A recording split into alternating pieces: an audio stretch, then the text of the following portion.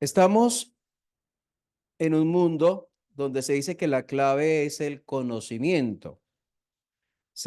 Los países hacen grandes inversiones en investigación, aún más lo hacen los países más desarrollados, aplican más dinero en cuanto a la investigación porque ven en ello el desarrollo.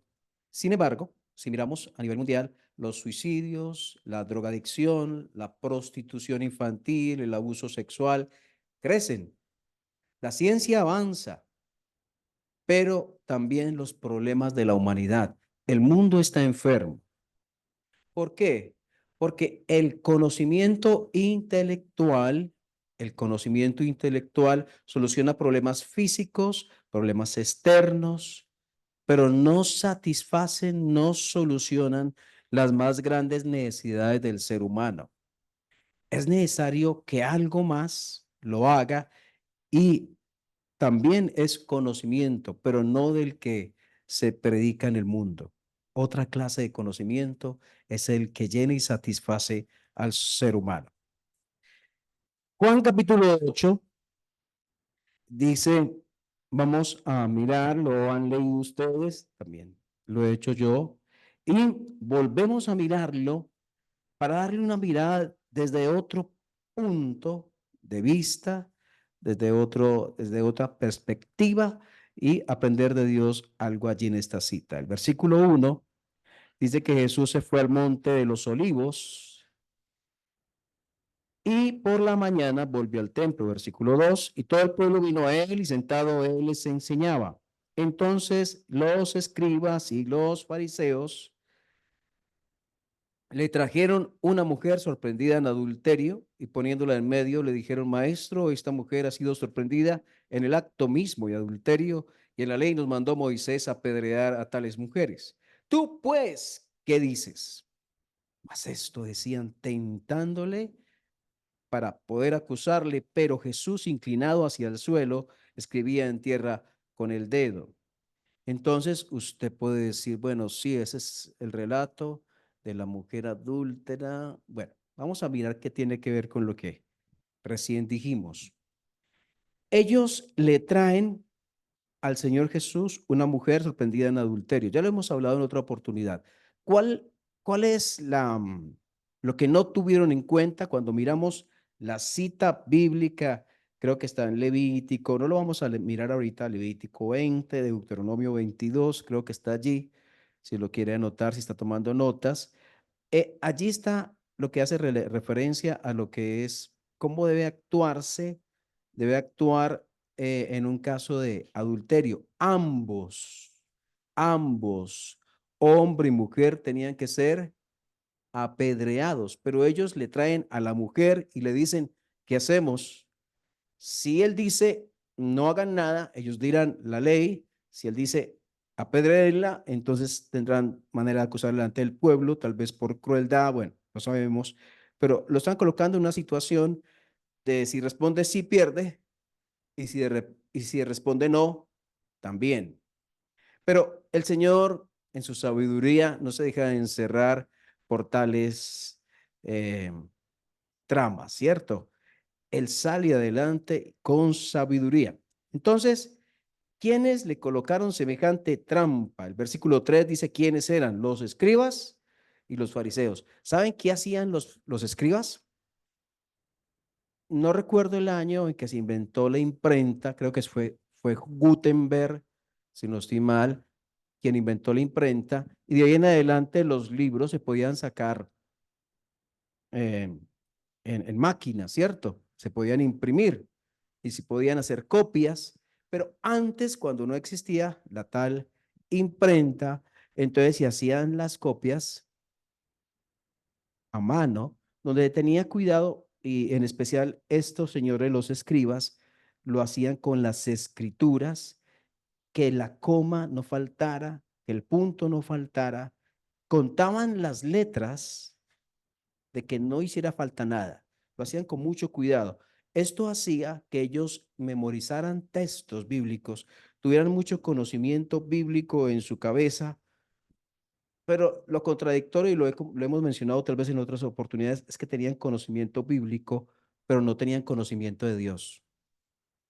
Entonces, porque sus vidas eran sucias, eran una hipocresía, lo mismo que la de los fariseos, y simplemente algo de conocimiento, o algo no, muchísimo conocimiento en la cabeza, pero poco conocimiento del verdadero Dios, que preciso es el tema de las escrituras.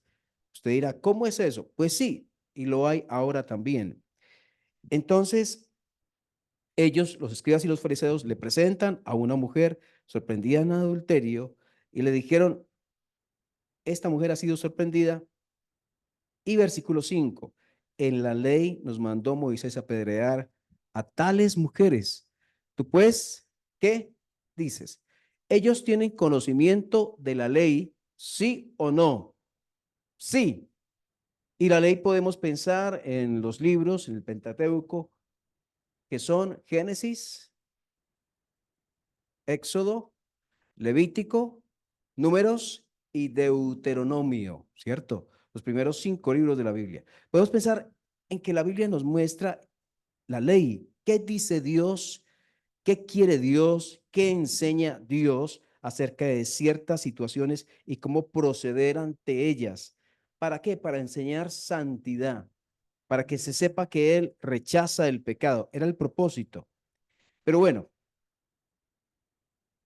ellos conocían la ley, la letra, pero cuando vino Jesús, el que dictó la ley, le desconocieron a Él.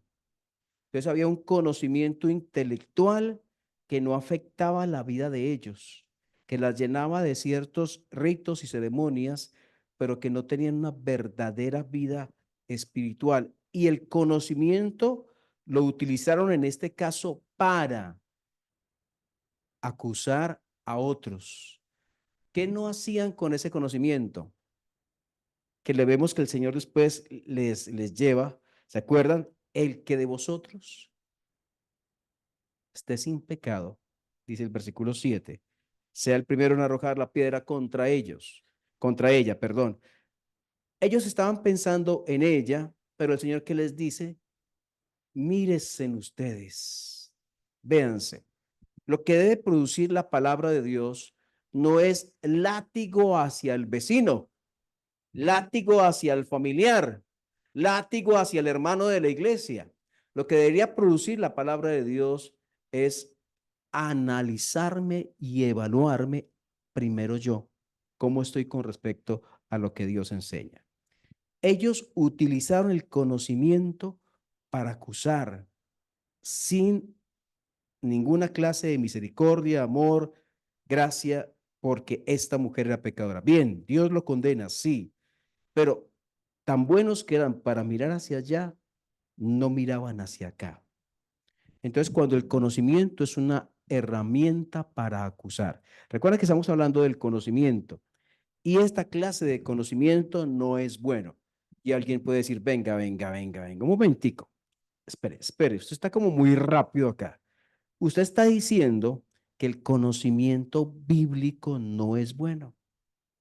Sí, el conocimiento bíblico no es bueno cuando solamente se utiliza para almacenar información y cuando eso no me lleva a los pies del Señor arrepentido, viendo la suciedad de mi pecado. Cuando veo la suciedad del pecado de otro, pero no veo el mío, entonces la palabra de Dios no está cumpliendo el propósito por el cual Dios la diseñó. ¿Por qué Dios colocó la ley? Alguien dirá, pues para que la cumplamos. Sí, está bien que la cumplamos, pero la Biblia dice que es para que conozcamos el pecado, o sea, para que sepamos qué es pecado, que la mentira es pecado, que la codicia es pecado, que esto, que no amar a Dios sobre todo es pecado, que no amar al prójimo es pecado, para que conozcamos que es pecado. Entonces, ¿pero para qué? Para que me mire yo mismo y vea cuán lejos estoy de Dios, cuán sucio estoy, lo necesito a Él, lo necesito, ¿verdad? Es allí cuando la palabra de Dios cumple su propósito. Ahora, la palabra de Dios no cumple el propósito en el corazón humano, no porque la palabra de Dios tenga falta de poder, es porque Dios espera a que las personas abran de corazón la puerta de su mente a lo que Él quiere, a lo que Él quiere enseñarnos. Entonces es posible tener conocimiento bíblico sin conocer a Dios. Es posible tener conocimiento bíblico y estar distanciado de Dios. Muy bien, estamos hablando del conocimiento. ¿Cuál es el conocimiento que realmente llena, satisface, el que realmente necesitan las personas? Vamos a mirar allí en Juan capítulo 9,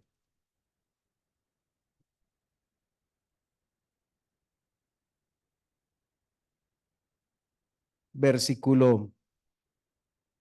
Está nuevamente un pasaje que hablamos acerca del ciego de nacimiento. Y los hombres queriendo investigar cómo fue que le abrieron los ojos. Por favor, dignos, no creían que hubiera sido Jesús, no creían que le hubiera hecho un milagro, lo rechazaban como Mesías, así que no creían en él. Pero dice el versículo 18, posterior a la sanidad del ciego, Juan 9:18. Pero los judíos no creían que él había sido ciego y que había recibido la vista, hasta que llamaron a los padres del que había recibido la vista. Y ahí sigue hablando hasta, vamos al versículo 24. Dice, entonces volvieron a llamar al hombre que había sido ciego y le dijeron, da gloria a Dios, nosotros sabemos que ese hombre, está hablando de Jesús, miren cómo son de necios, de irrespetuosos. Nosotros sabemos que ese hombre es pecador. Entonces, y una de las más hermosas respuestas de una persona que desconoce a Jesús, pero en quien Dios ha comenzado a trabajar. Entonces, él respondió y dijo, si es pecador, no lo sé. Una cosa sí estoy seguro, que habiendo yo sido ciego, ahora veo. Y es lo que podemos decir nosotros, muchos de nosotros, que habiendo sido nosotros ciegos, ahora vemos. Le volvieron a decir, ¿qué te hizo? ¿Cómo te abrió los ojos? Él le respondió, ya os lo he dicho y no habéis querido oír. ¿Por qué lo queréis oír otra vez? ¿Queréis también vosotros haceros sus discípulos? Y le injuriaron y le dijeron, tú eres su discípulo, pero nosotros discípulos de Moisés somos. Nosotros sabemos que Dios ha hablado a Moisés, pero respecto a ese, no sabemos de dónde sea. Aquí está diciendo que Dios ha hablado a Moisés. ¿A qué se refiere? Me acuerdo cuando Moisés estaba allí en el monte, ¿se acuerdan? Cuando habían rayos, truenos, Dios hablaba, el pueblo estaba lejos escuchando, cuando Dios entrega la ley, cuando Dios en el desierto habla una y otra vez con Moisés dándole indicaciones. Dios ha hablado a Moisés. Qué me dice esto? Que ellos conocían todos esos pasajes bíblicos, lo conocían, pero cuando apareció de quien hablaba Moisés, no creyeron en él. Dios ha hablado a Moisés, pero este es una contradicción, porque Moisés se refirió a Jesús, que levantarían un profeta como él, haciendo referencia a Jesús. Ahora, vamos rápidamente a Juan capítulo 3.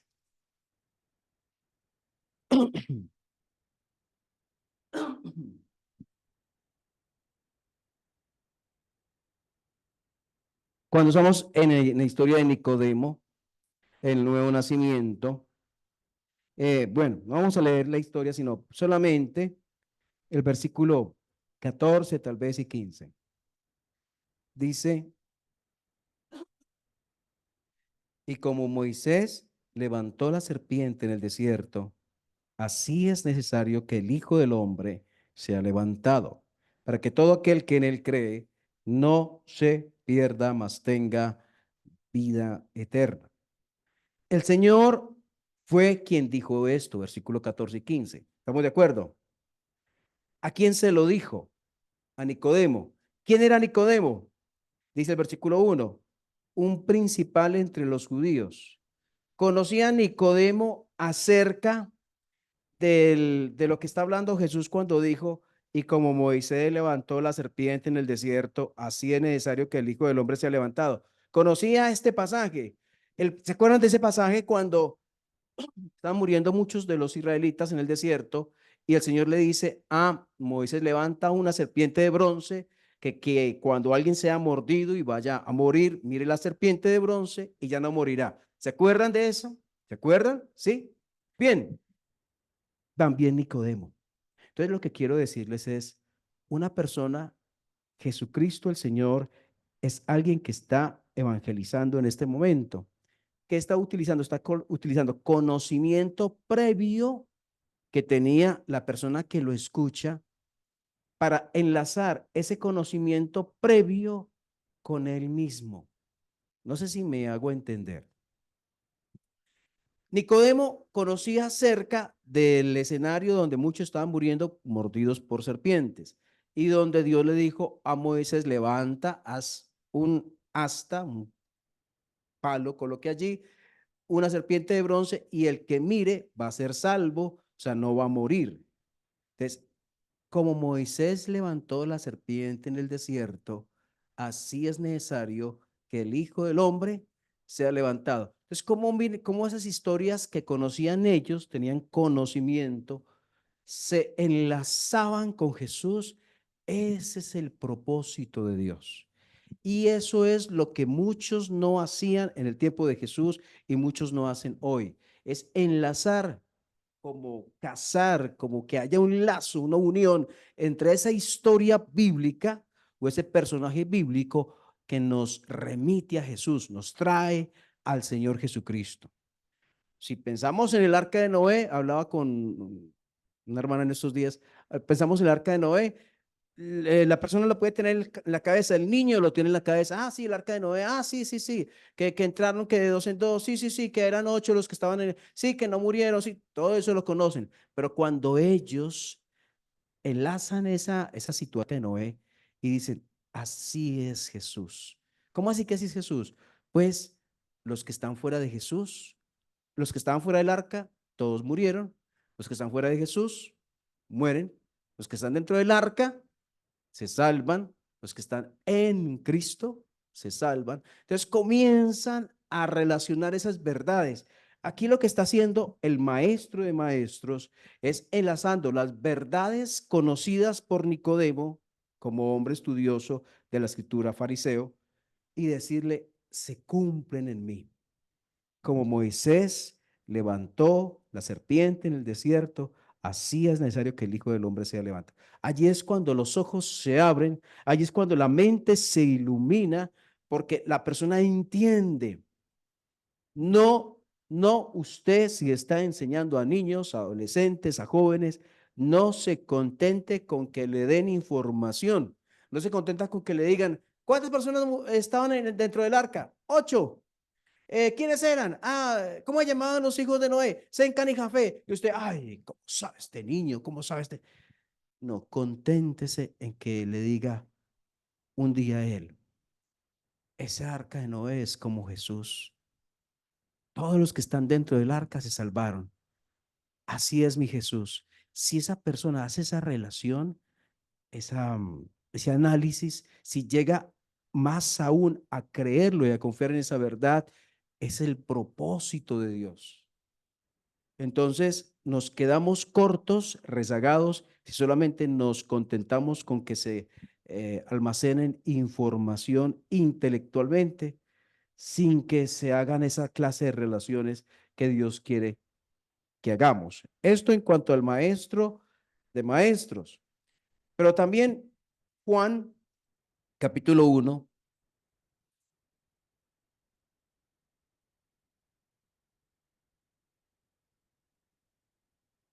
Hablando Juan el Bautista, estamos en el Evangelio de Juan. Recuerden, uno es el que escribió el Evangelio de Juan, otro es Juan el Bautista. El que escribió el Evangelio de Juan fue el apóstol Juan y Juan el Bautista no fue apóstol. Eh, es el primo, el que bautizó al Señor Jesucristo. Entonces es Juan el Bautista quien habla aquí, versículo 29.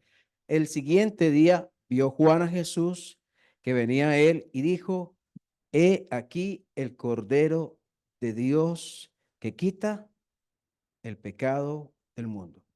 Y volvemos a lo mismo. ¿Conocían ellos el Cordero?